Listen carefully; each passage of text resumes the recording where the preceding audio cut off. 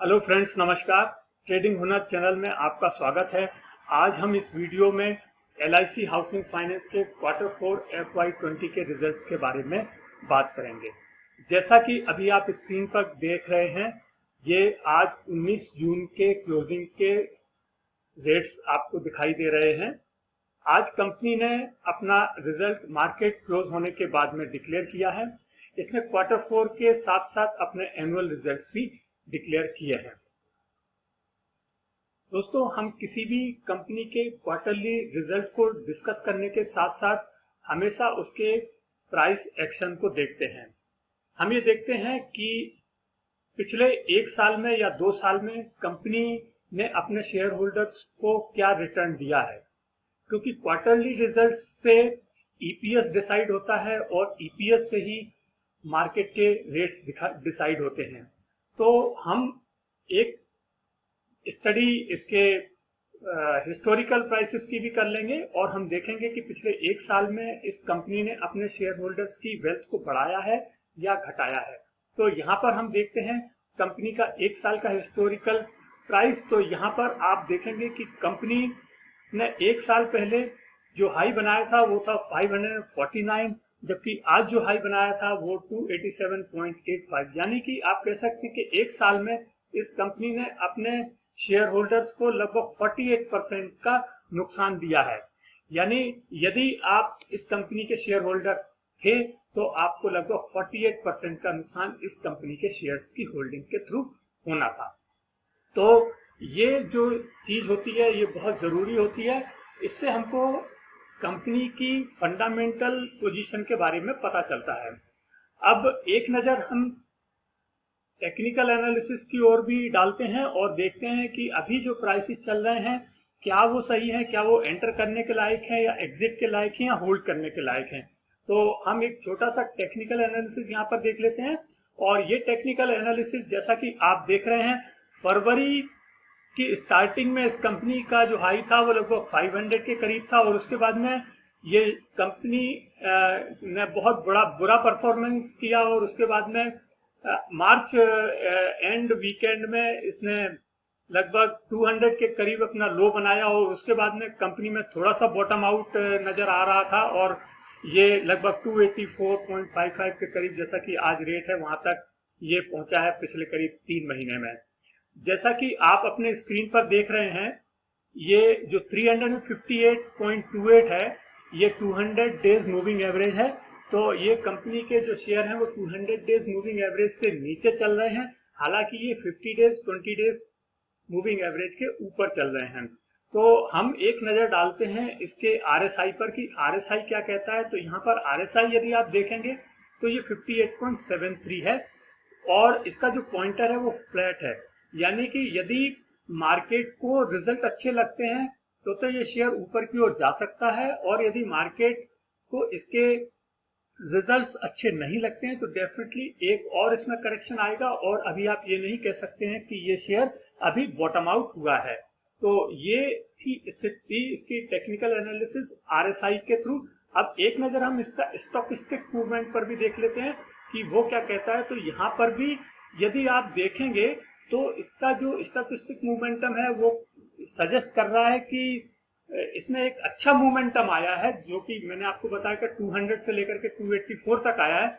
लेकिन यदि आप देखेंगे कि मोमेंटम तो अच्छा है लेकिन प्राइस उतने ज्यादा नहीं बढ़े हैं, तो ये सजेस्ट करता है कि ये भी करेक्ट हो सकता है, क्योंकि यदि मार्केट को इसके रिजल्ट अच्छे नहीं लगते हैं तो जैसा कि आप देख रहे हैं इसका पॉइंटर भी फ्लैट है और किसी भी वक्त ये नीचे की ओर आ सकता है। तो मार्केट में एक करेक्शन होना पक्का लग रहा है इस शेयर में।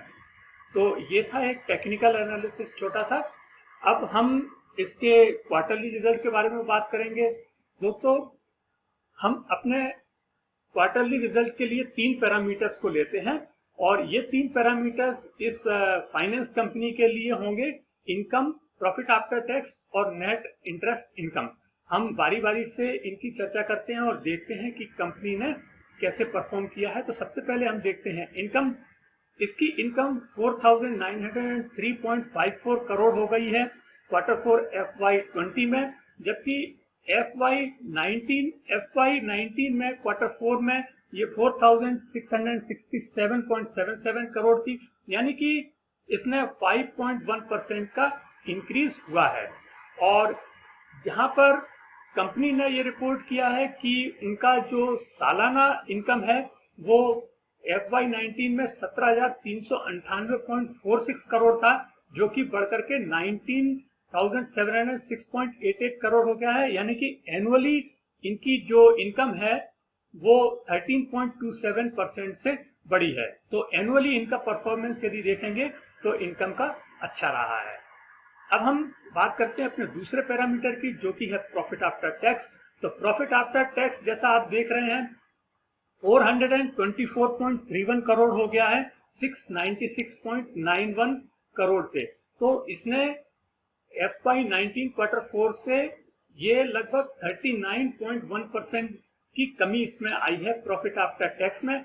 और जैसा कि आप देख रहे हैं कंपनी ने ये बताया है कि FY19 में जो इनका ओवरऑल नेट प्रॉफिट था वो 2434.37 करोड़ था, जबकि FY20 में 2403.66 करोड़ हो गया है, यानी कि यहाँ पर भी यदि एनुअल बेसिस पर देखेंगे तो 1.26% की इसमें कमी आई है।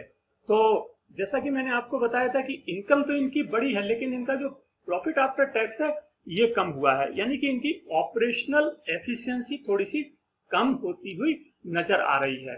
हालांकि इसमें एक टैक्स बर्डन है जो कि 408 करोड़ रुपए का है, जो इस क्वार्टर में है।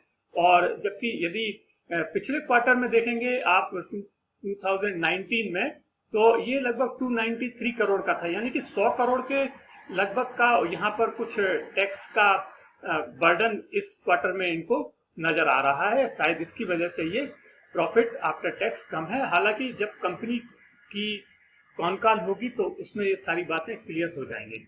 अब हम देखते हैं अपना नेक्स्ट पैरामीटर, जो कि है नेट इंटरेस्ट इनकम। तो नेट इंटरेस्ट इनकम क्वार्टर 4 19 में 1224.5 करोड़ थी, जबकि क्वार्टर 4 FY20 में ये 1137.22 करोड़ हो गई है, यानी कि इसमें भी एक कमी आई है लगभग 7.1% की। और ये जो 7.1% की कमी आई है, इसके पीछे जब कॉनकॉल होगा तो कंपनी इसमें क्लियर करेगी कि किस वजह से ये नेट इंटरेस्ट इनकम कम हुई है। तो ये जो अभी मैंने डिस्कस किए ये तीनों पैरामीटर्स हैं हमारे अर्निंग परफॉर्मेंस के। अब एक नजर हम इनको समराइज करते हैं और देखते हैं कि क्या मार्केट के एक्सपेक्टेशन के अनुरूप है ये रिजल्ट या नहीं। तो हम देखते हैं समरी करके, तो हम देखते हैं कि रेवेन्यू जो कि 5.1% बढ़ा है वो मार्केट एक्सपेक्टेशन को बीट किया है, लेकिन यदि इसका प्रॉफिट आफ्टर टैक्स की बात करें और NII की बात करें तो इसने दोनों जगह पे मिस किया है। तो आप कह सकते हैं कि ये एक फ्रंट पर इसने मार्केट एक्सपेक्टेशन को बीट किया है, बाकी जो अदर फ्रंट है यानी कि प्रॉफिट आफ्टर टैक्स और नेट इंटरेस्ट इनकम इसने मार्केट एक्सपेक्टेशन को मिस किया है। अब एक नजर दोस्तों हम डालते हैं इसके एक वीक के ट्रेडिंग पैटर्न पर। इससे हमें यह पता चलेगा कि कंपनी का जो शेयर प्राइसेस हैं वो किस तरह से मूव कर रही है। तो आप देखेंगे कि एक हफ्ते में जो 16 जून को कंपनी के 1,54,00,000 से भी ज्यादा ट्रेडिंग हुई थी और इस वीक में ये सबसे ज्यादा ट्रेडिंग थी। और इसके दूसरे दिन इसने 296.40 हाई बनाया था। तो ये 16 जून को कंपनी ने ये डिक्लेयर किया था कि इसके रिजल्ट 19 जून को आने वाले हैं। तो शायद जब ये रिजल्ट डिक्लेयर हुआ, रिजल्ट का जब अनाउंसमेंट हुआ था, तो उस दिन इसमें बहुत ज्यादा ट्रेडिंग हुई थी और आज जो है वो 74,21,000 के करीब इसमें ट्रेडिंग हुई है और हाई इसने 296.40 बनाया है 17 जून को। अब एक नजर हम इसके शेयर होल्डिंग पैटर्न पर डाल लेते हैं। तो इसका जो शेयर होल्डिंग पैटर्न है वो इस तरह से है कि प्रोमोटर्स के पास 40.31% की इक्विटी है, FII के पास बहुत ज्यादा इक्विटी है और लगभग 32.32% की इक्विटी है FII के पास, और DIIs जिसमें कि म्यूचुअल फंड, इंश्योरेंस कंपनीज और अदर DIIs हैं उनके पास भी लगभग 18.5% की इक्विटी है, और जो फ्री फ्लोट मार्केट है वो लगभग 9% है। और हम एक नजर डालते हैं इसके कॉम्पिटिटर्स पर या इनके पियर्स पर, तो यहाँ पर हम देखेंगे कि LIC हाउसिंग फाइनेंस का जो रिटर्न ऑन कैपिटल एम्प्लॉयड है वो 9.10 है, जो कि HDFC और इंडिया बुल्स और आवास फाइनेंसर्स इनसे कम है। हालांकि HDFC कंपनी को यदि आप देखेंगे तो वो एक लार्ज कैप कंपनी है मार्केट कैप के हिसाब से, और LIC हाउसिंग फाइनेंस और आवास और बाकी कंपनियां वो इनका जो है वो मार्केट कैप उतना ज्यादा नहीं है।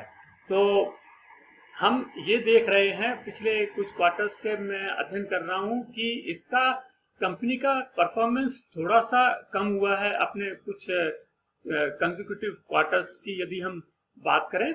तो दोस्तों ये था हमारा आज का earning performance LIC housing finance का। आपको ये वीडियो कैसा लगा? यदि आपको वीडियो अच्छा लगा हो तो इसे लाइक कीजिएगा और शेयर कीजिएगा, और यदि आपने अब तक हमारे चैनल को सब्सक्राइब नहीं किया है तो प्लीज हमारे चैनल को सब्सक्राइब कीजिएगा और बेल आइकन को प्रेस कीजिएगा। Thank you.